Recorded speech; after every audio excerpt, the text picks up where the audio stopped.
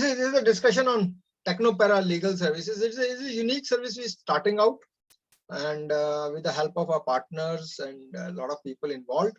So what I'm going to brief you is what we intend doing under this, and I'm open to the ideas if you want to add another services within it as of now. Right. So let's go ahead. What happened is about on the in the recently, the Chief Justice also said that the paralegal services should be, activated across the country. It is very important service in US, where the people who do the paralegal services separate from the legal entity. But here the lawyers try to do the paralegal service. But why there is a challenge, we'll discuss as we move forward. Even on 2nd October, while initiating the legal services, the President of India also mentioned about that there's a need of paralegal service in the country, and we need to ensure that it takes place and a lot of people join in this paralegal services. So that's what they want, that paralegal services is undertaken, and he wants the engagement in this direction. So what is paralegal first, before we come to techno-paralegal? Paralegal services require which supports the legal team. The legal team is the one which goes and argues in front of the court, or in front of the adjudicators, or in front of the arbitrator, or in front of the regulator. Okay, he need to be supported. They're very, very sure of their laws, but knowledge of technology is not as good as technologist. Similarly, when the technologists are there, their knowledge of the legality is not there, and paralegal covers that gap between the two things, where the lawyers are there, which take the wide variety of administrative, lawyers which takes the case to the court and arguing it out, whereas the paralegal supporting it in terms of administration of the things, in terms of legal work, in terms of supporting them out in any manner which is required to it. Even to chartered accountants, because sometimes you have to go in front of the Ministry of Corporate Affairs, and there also you might have to put some evidences in digital form. So what all things generally are offered under the paralegal service in US generally is legal research, that which are the case laws, relevant case laws of the things, or they undertake the negotiation, which are not there in India, because India does not get into the pre-case negotiation, but in US there's a pre-case negotiations takes place. If they share the evidences with each other, if somebody concede, then they settle the case outside the court. But India, it is negotiations are not there. But yes, US and many countries negotiations are part of the thing. Then project management, if it is the whole project, create all documents, maintain the documents correctly, draft the generic legal document. Of course, the lawyers and the solicitors will make it properly. Provide administrative support if required, which all the document evidences, preservance of evidences, collection of things and all, and client care and case progression. That's what the paralegal people do. What does techno-paralegal do now? Techno-paralegal is the conjunction of the technology, the law, the management, and regulator. The management team is not too deep into the technology, lawyers not too deep into technology, and then there's regulatory requirement which partly falls into the technology. So if we talk very strictly, the paralegal services are focused on the digital aspect of the technology. I'm not going to take on the technology, every complete technological aspects, where the engineering will come into place, or where the bridge making will come into place, or where architectural design will come into place. No, I'm looking purely on the digital aspect of it, and which lies in the conjunction of this, or slightly more focused format is this, what I call is the digital aspect of this area, where technology law is overlapping, where technology regulatory requirement is overlapping, where technology where management only part which is required to some extent is required and to be handled, that part will be handled, and of course the conjunction of other three things with the technology. So that's part we intended dealing with it. When we talk of this, then there's a we talk of law enforcement agencies who all are impacted by the legal digital life of corporate. You have to interact with the law enforcement agencies, whether CBI, whether NIA, whether income tax authorities, whether whether the labor commissioners or today everything is in digital form. Your attendance is digital form, your payrolls are digital forms, your of course GST makes practically every transaction into digital form. So all this evidence is when required to produce in front of appropriate law enforcement agency, you need the support of digital part of it. Similarly, in front of the courts, whether it is from Supreme Court down to the magistrate level or the civil courts in case of non-IT matters. Remember, IT matters do not go to civil courts. That's very important aspect. Again, where the error can be committed, that the IT Act cases are taken to the civil court. IT Act cases cannot go to civil court by law. They can go only to the adjudicating officer of the state, and appeal can be made to only Cyber Appellate Tribunal and cannot be made a appeal into the high courts. So there is a processes which most of people may not be aware. So we ensure that those processes are followed. Then the regulator, like sorry for the spelling of the TARI, RBI, SEBI, IRDA, and other sectors regulators are there. Ombudsmen are getting created now. Prime Minister announced recently that there are going to be a common ombudsman for all the banks. Similarly, common ombudsman will come for the insurance, and ombudsmen are coming in. So you have to respond to the ombudsman questioning. Then the local authorities, whether in terms of your your labor laws, which is called or the any other compliance which are there, RERA authority there, Personal Data Protection Authority will come up soon. So all these things are there where you need to respond. And sometimes you respond without the lawyer, without the external lawyer. You respond only with the internal team of the legal team, which is there, with the help of that. And sometimes the questions are so simple that you try to reply of your own. So the problem takes place is if you reply of your own and you may not be aware of certain regulatory requirements, and you may end up stating. Now remember, when you state something in front of regulator or in front of any lawful authority, it amounts to admission.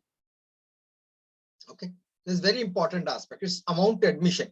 So once you said that in a letter, it is nearly impossible to retract the situation. So that's very, very important aspect, which most of people do not know. They end up writing something to the court and then they realize, no, sir, we wanted to say this, but we said this. The change is not easy to come about, very difficult to come about. Then, of course, the advocates are busy in the fighting the case. They can't collect evidences on your behalf. They cannot collect the, know which evidence to put. What if the advocate asks, okay, this is the case, give me all the evidences. What the CISO does is he collects everything possible and dump in on the table of the advocate. Now, advocate cannot filter it out because he's not very fully conversant with the law. For the technology. And similarly, he may not be even able to decipher it because he's not too thorough with the managerial aspect of the company, whereas he's very good at the thing. So what we do is we provide that, fill that gap in between that advocate who are talking in, let's say, French, and the technologists who are talking in the Japanese. We fill that gap of interpreter in between them. And of course, company solicitors are also there, which required to support it. So we have divided it, Technopira Legal Services, into two parts. That is a pre-incident and post-incident. In the pre-incident, we say that there'll be, we undertake the training of digital evidence first responder. Now understand this, that digital evidence are very fragile. They can be changed, altered easily. So it is easy to either implicate some innocent, or similarly, it is easy to somebody to get out of it without, if it is not, evidence is not collected properly. The various court rulings are there on the subject, that how it is to be handled. The proper law under Evidence Act, it required to be maintained. It has to be complied with in totality. So and every incident, you should not become that you should come to me or come to anybody else. The basic first line of defense is your IT team. So your IT team must have at least few digital evidence first responders who can respond to it, respond to situation. Give you a very interesting example, which I normally give every time I deal with the subject of digital evidence first responder. Is, let's say you are CEO of a company and you get a call from somebody telling you that your vice president so and so has compromised the trade secret, and it is there on his laptop, and he shared it. And the call came from your competitor. He says, though I'm competitor, I love to beat you down, but ethically, not unethically. Your VP tried to sell that trade secret to me. I've not bought it, but he's got it. The night 2 o'clock, he got a call from your competitor. Now, what you do is you first ring up your CISO, that cybersecurity chap, you IT CIO or the IT head, and may call 1 or 2 more people, and everybody reach office at least half an hour before the scheduled time, and they then wait for that VP to come. When a VP comes, he comes with a laptop. What you do, you take away that laptop right there itself, and immediately the CIO takes it on and he start, searching for the evidence. And let's say about half an hour, 40 minutes of effort, they found that yes, he had that evidence, and now and he's caused a huge harm to the company. He's already shared to third competitor. Huge harm has been caused to the company, and naturally he's not only to be sacked, he is to be prosecuted too, right? Sacking also has to be legal, and that prosecution also has to be legal. Disciplinary action also require evidence in that. So once you prosecute him, he will go in a court. He says that CIO fought with me. He'll produce 2 evidences. He says CIO fought with me. You just see the CCTV recording. 9 o'clock they took my laptop. 9:45 they found this evidence. This evidence is right in front, sir. It was just on the thing. If you look at that thing, and 9:45 is the last access. It is the CIO who planted on it. It is not me. And remember, a competitor is not going to come to the court to say, no, I told you. He's not going to come. So he will go scot-free. And he may even go to the labor law and say, I've been penalized for fighting with CIO and wrongly implicated in the case, and please get my job back. And he may even get the job back and get onto your head and sit in your company, knowing, and you know fully well that he is wrong chap, but he will not able to do anything. So remember, if the evidence is not collected in a manner the way the law says, you may be in trouble. That's very important. So digital evidence first responder job is to ensure that they are correct. So we undertake the training for that. Similarly, we take the joint awareness sessions for the management, IT security, legal team. Joint means all are together so that we work as a team when we have to face the legal part of it easily. We can check the status of legal documents for you, like whether your privacy policies are correct statement are there, whether the notices are correct or not, their term and condition you mentioned are correct or not correct. One is legal, you put a lawyer, but 90% time, although all the small and medium companies do it, they just take away somebody's terms and condition, paste it there. Do not realize and align it with the own business model fully. Or you end up stating something which cannot do it because you copied from somewhere, and that company may be capable of doing certain things, and you said that same copy paste it, and there are issues around it. Then apps. You see, apps collect so much of data. It takes permissions of so many. Why it takes? Because app developers, what they do is they just plug in from some component from somewhere, place it, and make an app. That's how they make the app. App is not that totally they write the code from scratch and everything is handwritten by them. No, they collect the copy of codes from various places, and those parts which are coming in may be collecting data on the stealth or openly.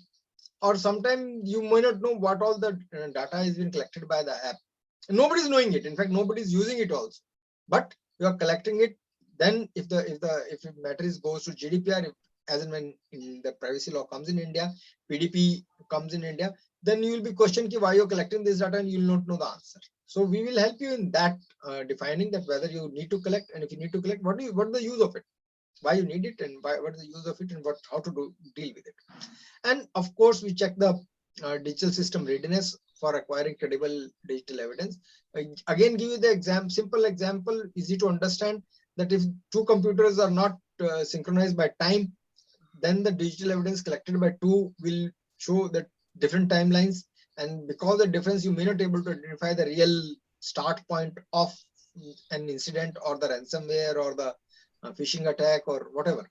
So you will not know which computer was the first infected computer, or who clicked, leading to the collapse of the company.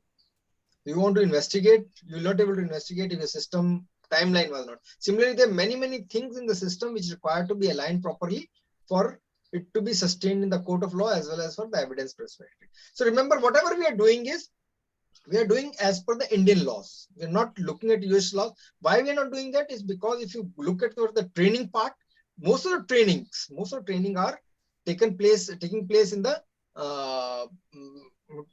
most of the training are conducted by the US based companies, and they have US laws, and that's the US laws everybody taught. HIPAA, everybody taught SOX, everybody taught PCI DSS, but remember, none of them is applicable in India. They're all US laws.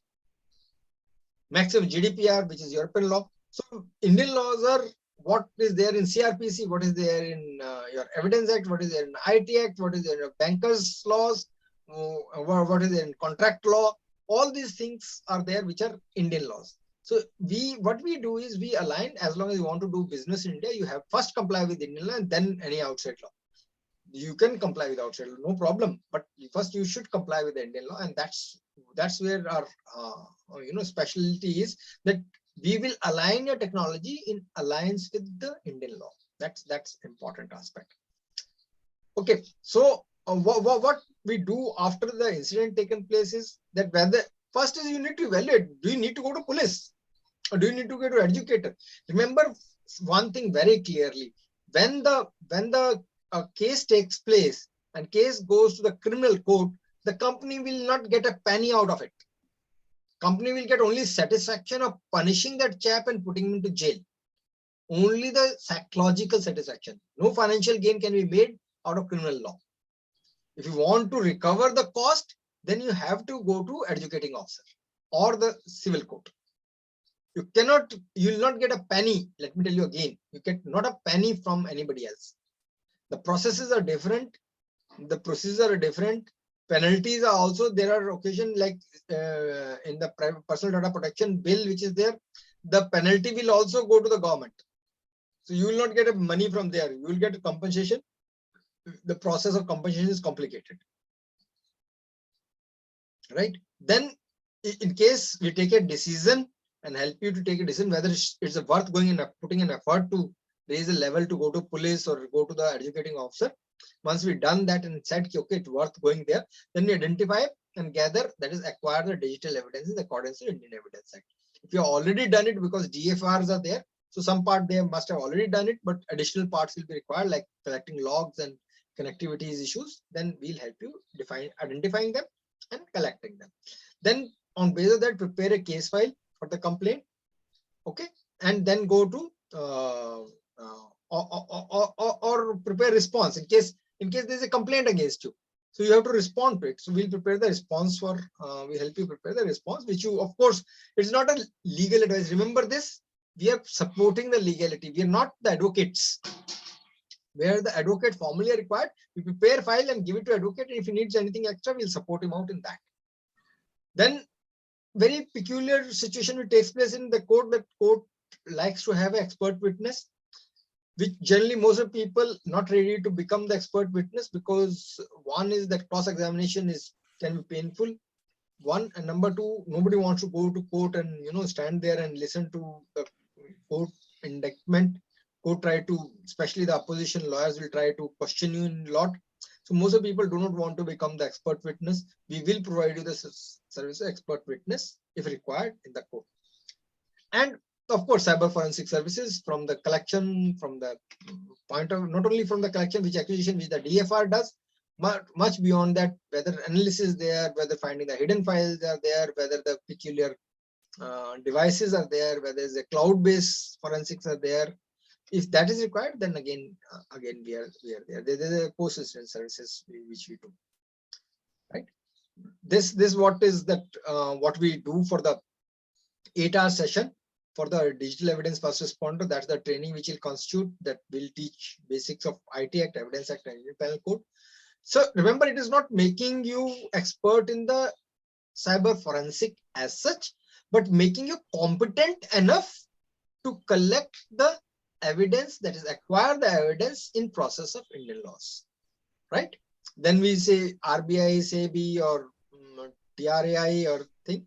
We also talk about about Budapest Convention, that's Convention of Cybercrime, ISO 27000 series, and NIST protocols on the subject or frameworks, so that you are aware of the basic background. Then we tell you about how the court procedures takes place, so that you are aware of that. And then we talk about the data acquisition tools. And we will tell you which of the free tools are available. We'll give you the free tools and how to use them. We teach you that. And we tell you how the cyber investigation takes place, though it doesn't fall into you. So you have complete overall view. The focused area for you is data acquisition tools. The focus area will be data acquisition tools, but all things you need to know so that you're mentally prepared that how the whole thing is coming about and what you need to do about it. Okay. Why do you think, why we think at least, why techno-paralegal services are critical? Because digital life and real life is badly entwined today. Every aspect of the life has leave a digital imprint. Everything you do leave a digital imprint. And with the practically online transactions, everything is getting more and more entwined with the digital life. Then most activities of corporates are in digital format due to the compulsory requirements. So let's say GST return has to be in digital form. Your reply to the most authorities now is in digital form. The income tax returns are in digital form. Your every life of corporate is in digital format. So these digital footprints are everywhere. And what we need to do is we need to collect the digital footprint in accordance with Indian Evidence Act, in accordance with Indian Evidence Act in totality. The advocate may be good in argument, may find a good case laws, but they lack the in-depth knowledge of the technology. Some of them may agree, may not agree, but that's the fact. I give you the example that, for example, your pen drive way of handling the data is entirely different from the way hard disk or the once upon a time used to floppy disk, which are ferrous based systems. Their way of handling and collecting and management of data on the system is different than the pen drive and SSDs, right? And that's the gap which we cover that gap. And with this, what happens is the resolution become faster. The courts get the right focused question, right focused answers, and the resolution become fast. We have partner right now. 3 partners are there with me: Lab System, Axstat, and iRisk Assurance. These 3 partners are there which are working with us. You can approach any one of us to solve the problem or help you out in any way. And this we generally do. What all other thing we do is cyber forensic. We undertake audit, that is ISMS or complete audit, consultancy services. We undertake training on the cyber security and privacy side. We help you drafting policies. We provide expert witness and paralegal, as we discussed earlier. Right? Thank you. That's what it is, and I'm open to discussion so that we can talk. I'm just stopping the screen share so that we can have an open discussion. Yes, please. Anybody? Sain sir is also here. Good. Privilege, sir. Good morning. Good morning, sir. How are you, sir? Good morning. I am good. So when is this personal data protection bill likely to come now? Any idea? Sir, they have asked the December, but we don't know. Presently, what I understand is the team is decided to physically visit some of the data centers of Microsoft and Amazon and all those places and see that what actually, if they put something in law, will it be able to comply with it or not? So they're physically visiting the sites. That's the last I know of them. The physical visit has started, which was not planned earlier, but once the Chaudhary sir has taken over as the chairman, he decided to have the physical visit. Yeah, I joined a little late, but whatever you said is very important, and all these things are extremely important. And these services are not easily available. So I recommend everybody should be following you. Yep. And it is very important for insurance companies too. Banks and insurance is very critical, because if they align, then only they'll be able to catch. The fraud is practically every day now because of digital payment. Fraud is practically every minute. There's hundreds of fraud taking place. Every minute, hundreds of. Yesterday somebody, I've learned that this I knew RPG case also it happened, but yesterday I learned that this hackers are collecting the RuPay card from the villagers and paying them 1,000 rupees Commission, commission for RuPay card. Yeah, I also studied that. I also read it. 1,000 And they put a case on the see, they operate in such a way that the bank is forced to refund the money. Yeah. So They're like banks are getting into fix for faults yeah. of nobody, and I think awareness level is what is required. So Mm. bank required to, that's why need to at least put the system into place very aligned. True. And that's why I said one of the services says the joint session of the IT team, management team, and the legal team, because Yeah. they talk to each other a lot more than they're presently talking. Mm-hmm. Pathak sir? Firstly, I must congratulate you. This is a very important aspect that you have touched upon. Yes. And it is not only from the business point of view, it is from the national security as well as the societal well-being point of view. This is very, very important need that will be fulfilling. But I must also say that the scope is much bigger, very, very large scope, and the level of awareness is extremely low. Because most of us talk IT, we do not do IT. That's the basic difference.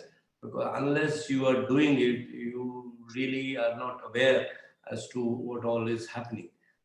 So I see actually 4 to 5 aspects where we all can, at least I can speak on my behalf, that I can be part of such a team or such a group or such a philosophy. First is that irrespective of whatever I have learned in IT, I need to relearn a lot. So that is where I need a platform like you who have created this, and where it is authentic. Otherwise, there are a lot of people who are teaching IT, but they're not teaching IT. So that is one, the training part of it. I think I will be very, very keen to join whatever measures you take or training you impart. Second thing is then we got to sensitize once we learn ourselves, because talking about bits and bytes is very easy. But once we learn the hardcore IT, then we need to spread the awareness in a very simple language to people who actually need to know. The villagers can be taught about soil conservation, soil types, manures. They can definitely be taught about the loopholes in the IT security, the operator or the user and security level. That is the awareness thing. And third is, once some of us have gained that kind of expertise in certain, like for example, somebody is specialized in how banking frauds are done and where the IT or the digital signatures can or evidence can help the advocate, or things of that corporate that it is happening. Now those people can then associate with advocates or legal groups, legal firms who are looking for such experts. So when I saw the entire circle, what all is being imparted, the scope is very big. The requirement is very, very acute. And I think we don't have much time to lose. We need to start, because as the government of India is concerned, they are not worried about security at the time. For the time being, they want to extend the digital services to the lowest of the low, because their thing is primarily for the societal benefits. And forensic, etc., they would also incorporate once the security aspects had to be covered in, and that's where we pitch in. So I am very, very enthusiastic and hopeful that this venture, if pursued rigorously with the dedication, will definitely be very, very helpful. And I, for one, am very keen to join in whatever aspect I can. Thank you very much once again. Thank you, sir. We also have Commodore Munjal with us, and Air Vice Marshal Sanjay and Nimesh also with us. But before that, let me hear from Dr. Sharif if he has something to guide us on.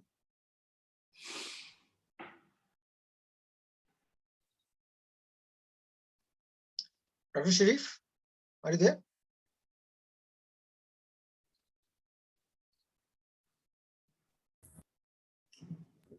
Yes, sir. I'm sorry. I was speaking on mute. So Yeah, thank you very much for the invite. Yes, sir, this is a very much prominent thing that will come up in the days to come. Me from the software IT industry, as well as the model called CMMI is also now focusing on safety and security as one of the aspects that is going to come up as a next model view, and that will definitely will be traction on the IT organizations. Of course, they have been looking at it, of course, and in addition to that, these kind of services will definitely will add value to their operations, especially on understanding some of the nitty-gritties with respect to the legal requirement and techno-legal requirement, as you rightly said, with respect to the contractual and the legal requirements are concerned. And definitely that will be a value add onto this, sir. We look forward to these, and I mean to say, once the after the corona, once the people start working from office no, rather than working from home, the renewed focus will be coming up on IT, as well as coming up with the new challenges of hybrid operations, especially when you and satellite operations. Work from home at the same time working from office is also active. So this will definitely add value to those kind of things. And thank you, thank you, Dr. Sharif. Commodore Munjal, do you like to say something?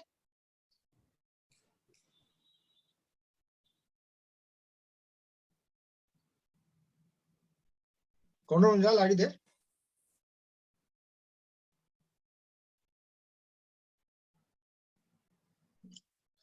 No, not an issue. Rajesh?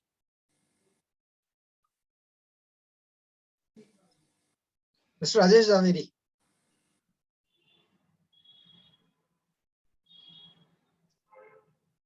Hello?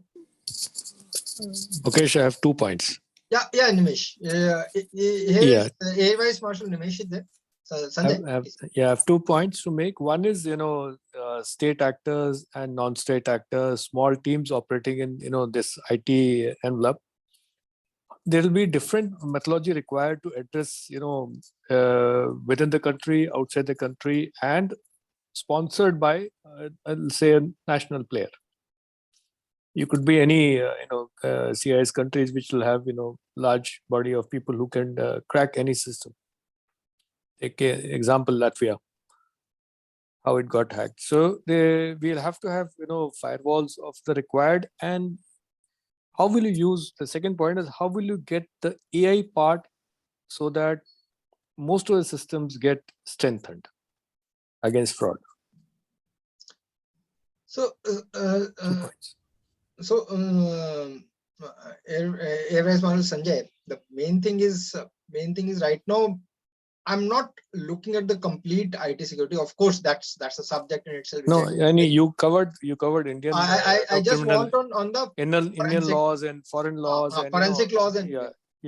that part. So I give you the example. Very interesting thing you said is, and I have with a Pathak sir, I was there with a team which a task force we worked on, and we have recommended exactly what you have said in that task force and much beyond. In fact, let's say you got an intrusion attack took place, which takes place on the country at any activity, let's say critical infrastructure. If you do not know how to collect the evidences, and if your systems are not in place to collect the evidences, even if you know Pakistan has carried out that attack, you will know intuitively you will not able to the international court to do something. True. One. Number two, you will not able to declare war. Pakistan, we have not done anything. Please. So you have to have a solid evidence in case you want to say that this act of the state is amount to the war. If you want to pitch to that level, let's say China does it or Pakistan does it or anybody does it, unless you're able to collect the evidence in a manner which can be sustainable internationally, not only the Indian law, but internationally it's able to sustain out, then only you will able to take on. It is you can launch a war without any reason also, of course. But once you have this, that's one. Another thing is you need these services, though can be reconfigured. I'm not saying in that form, this present format, but reconfigured in something what I call it battle damage assessment. Let's say you carried out attack somewhere. You carried out attack somewhere and you want to take battle damage assessment of that place. That how much is the impact which has taken place actually of the cyber attack. You took a cyber attack and like we fought, all of us fought, and we do PD after the attack, so as to know that how much impact has taken place. So of course these services has the capacity to grow to that level. I mean, as a nation, have we have we set up a dedicated cell to go to International Court of Justice? Should there be attack or some kind of disruption? Technically speaking, yes. Or it only goes through the MEA. It goes only through the MEA. Yeah, but MEA there is a proper additional secretary rank officer who looks into this aspect. So I have worked with them, so I know it very well that it works pretty smoothly. But do we have the technical capability to take on? See, one aspect is what we say is, can we go there? Yes. Do we have the capacity to collect those evidence and present it to the MEA to take it to the international court is the big question. True. It has to be fairly concrete, when you're pointing a finger at somebody. That's the gap I'm working on. Today's work, today's activities focused on that gap. There exists a very clear gap. Yeah, okay. And the second point was regarding incorporation of AI into various systems, so that most of the phones today have got either facial recognition or thumb impression recognition, and then how can we ensure that small time frauds can be prevented for people who are gullible? So I give you an example. We have a very valid question, and Sen sir also will be keen to listen to my answer. I'm ready to work on the thing. If somebody investor is there, I'm ready to make an app that once you get SMS or once you get a message, it can tell you, you use that app and it'll tell you this message is fraud or real. Okay. You got a SMS or you got a phone call or you got a WhatsApp message and you want to validate whether this is a true or false before responding to it. I am ready to make an app, need an investor which can identify, and it will take not more than 2 to 3 months for me to develop it, to immediately tell whether it is a fraud call, fake call, or the true call. Not very difficult using AI, of course. Yes, sir. Please, sir.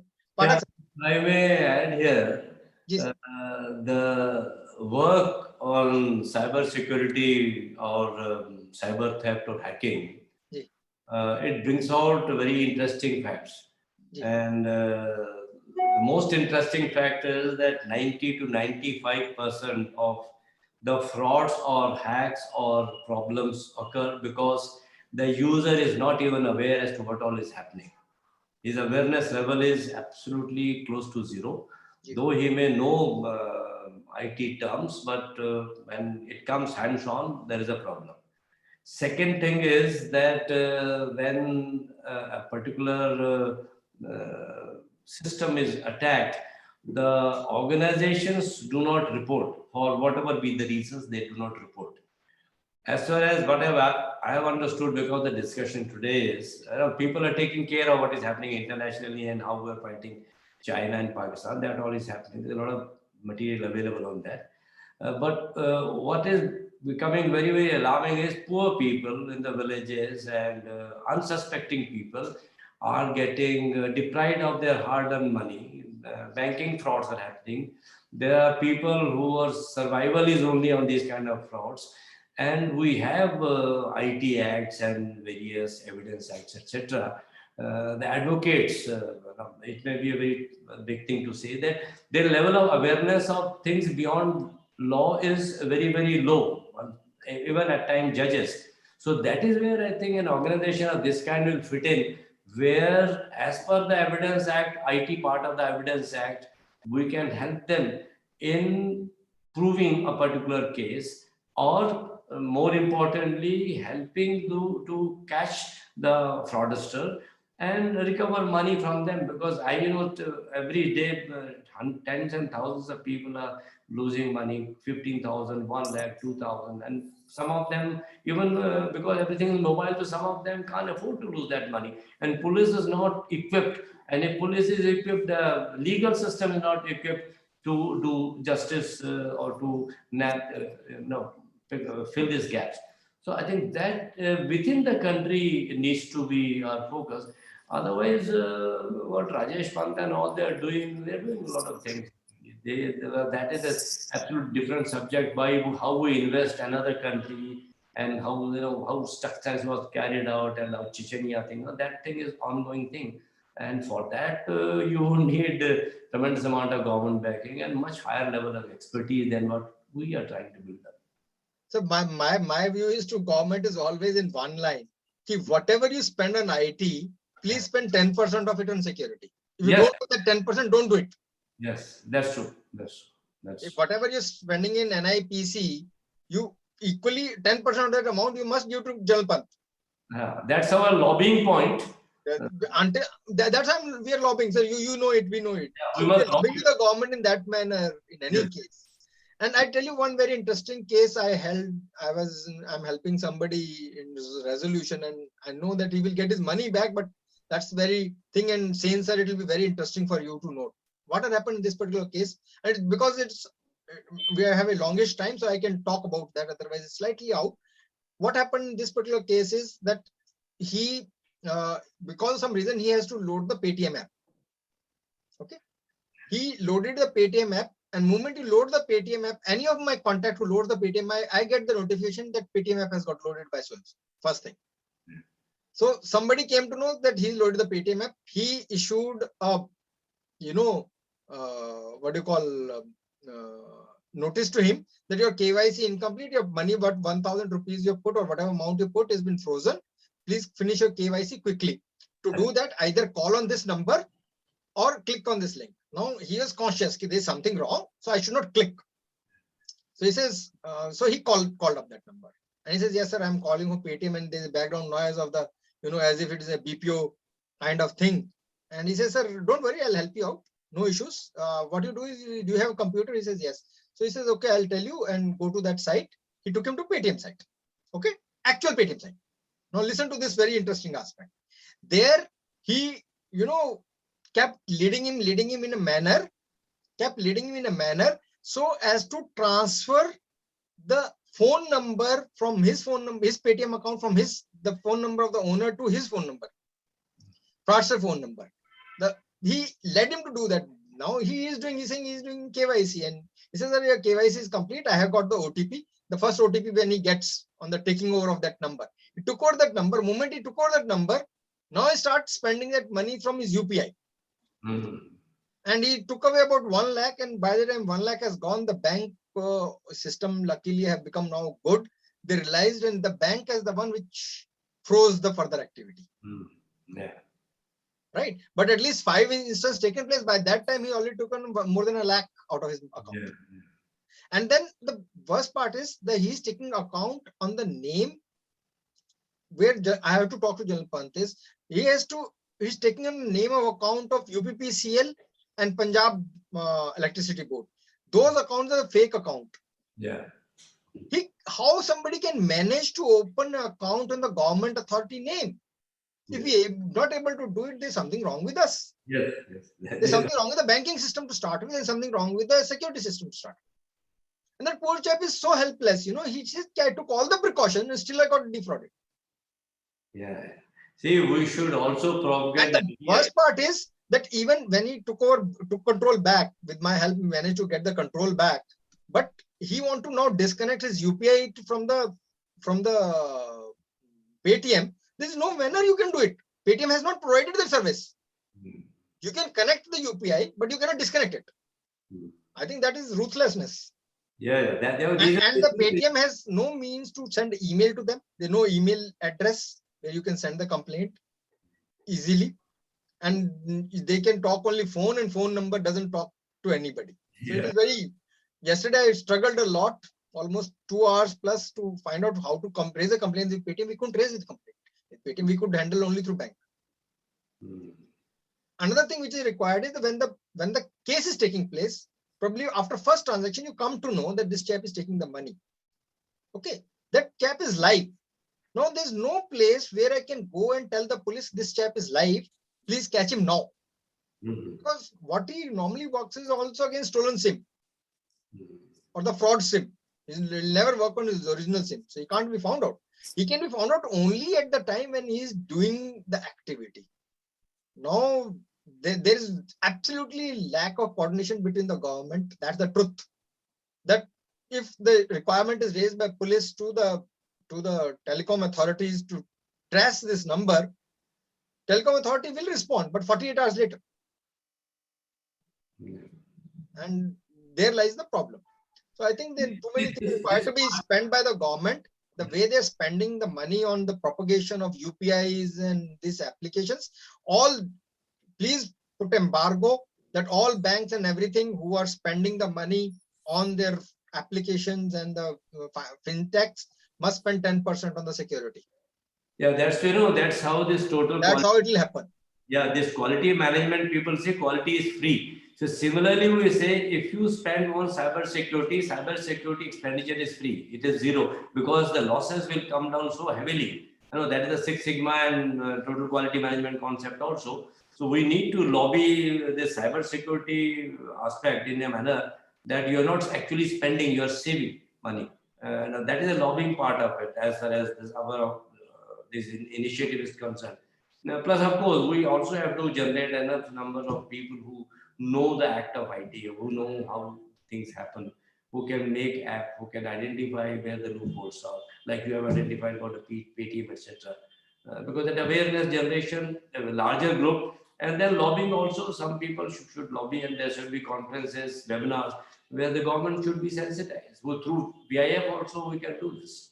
Yes. We should schedule one VIF on the fintech side. Yes, definitely. So Definitely. I think we need to call a conference on that, on the digital transactions, Yeah, because digital payments and the security aspect. Because I've been contributing to clause and VIF. The VIF things are the readership is very high. So that way we'll be able to spread awareness through some of the think tank organization. We've got better visibility. I think I'll meet Mr. Arvind Gupta and let's schedule something with him, sir. Yes. The grassroots aspect where the millions and millions of people are getting affected and where the police needs to be sensitized, the government needs to be sensitized. So those aspects we can bring up. Because cyber, that task force thing, we pitched it pretty high. At the point. But, no, that was for the cyber warfare, sir. That's nothing little to do with the operations of the day-to-day life. So, but this also we should tackle. Yes. That is more important. Yes, sure. Vipul, anything from your side?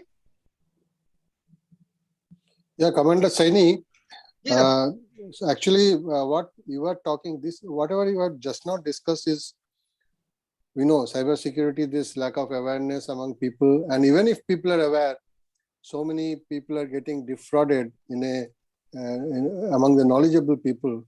That is very sad. But most of the people who are getting defrauded are not having any knowledge. So in that respect, whatever you suggested a little while ago, that developing an app to find out if SMS is fraudulent or not, actually it should be easy. If you can develop that, it will go a long way to help people. Because see, when we receive SMS, we can, by reading it, we can understand it's a fraud or not, or we can just one or two references here and there, we immediately come to know it's a fraud or not.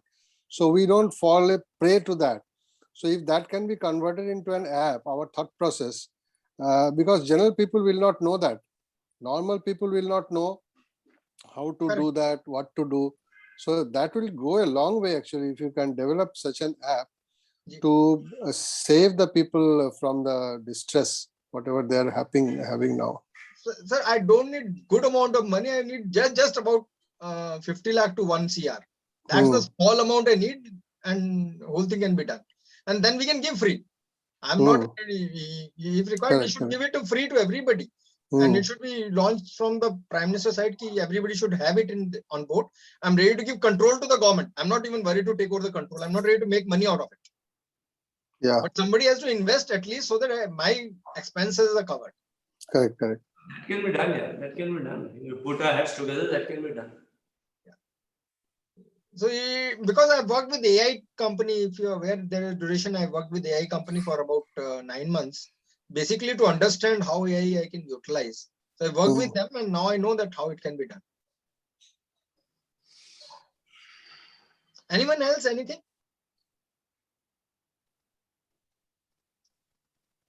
Manikant, Roshan, Rajesh, Sandeep. Otherwise, we'll close down. There's nothing more to discuss. Yeah, Nimesh, anything? Yeah, thank you. Thank you. Thank you. Thanks. Same sir, I'll contact you separately after the Sure. call. Just- Okay, okay. Sure. Right. Thank you. Thanks everybody. Thank you Thank very you. much. Thank you very much.